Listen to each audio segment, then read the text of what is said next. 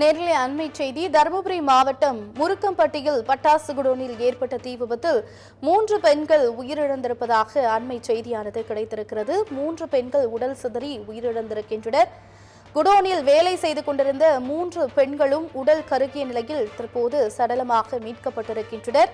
பட்டாசு குடோனில் ஏற்பட்ட பயங்கர தீ விபத்தில் 3 பெண்கள் சம்பவ இடத்திலேயே உடல் கருகி உயிரிழந்திருக்கின்றனர். குடோனில் வேலை செய்து கொண்டிருந்த மற்றொருவர் உணவுக்காக வெளியே சென்றதால் அவர் உயிர் தப்பியிருக்கிறார். மற்ற 3 பெண்களும் அங்கு பணியில் ஈடுபட்டு கொண்டிருந்த நிலையில் உடல் சிதறி உடல் கருகி உயிரிழந்திருக்கின்றனர். தற்பொழுது அவர்களின் உடல்களானது மீட்கப்பட்டிருக்கிறது. தொடர்ந்து அங்கு மீட்பு பணிகள் நடைபெற்றுக் கொண்டிருக்கிறது. பட்டாசு குடோனில் ஏற்பட்ட தீ விபத்தில் அங்கு பணி செய்து கொண்டிருந்த 3 பெண்கள் உடல் கருகி உயிரிழந்திருக்கின்றனர்.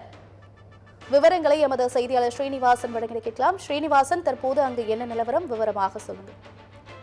வணக்கம் ராஜேஸ்வரி. தருமபுரி அருகே நாட்டு வெடிபொருட்கள் உற்பத்தி செய்யும் பட்டாசு குடோன்ல ஏற்பட்ட தீ விபத்துல 3 பெண்கள் உடல் கருகி சம்பவ இடத்திலேயே உயிரிழந்த சம்பவம் பெரும் பரபரப்பையும் சோகத்தையும் ஏற்படுத்தி வருகின்றன.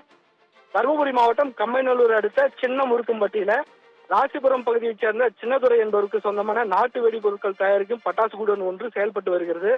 வழக்கம் போல இந்த குடோனில் செண்பகம், திருமலர் உள்பட 4 பேர் பணியில் ஈடுபட்டுள்ளனர்.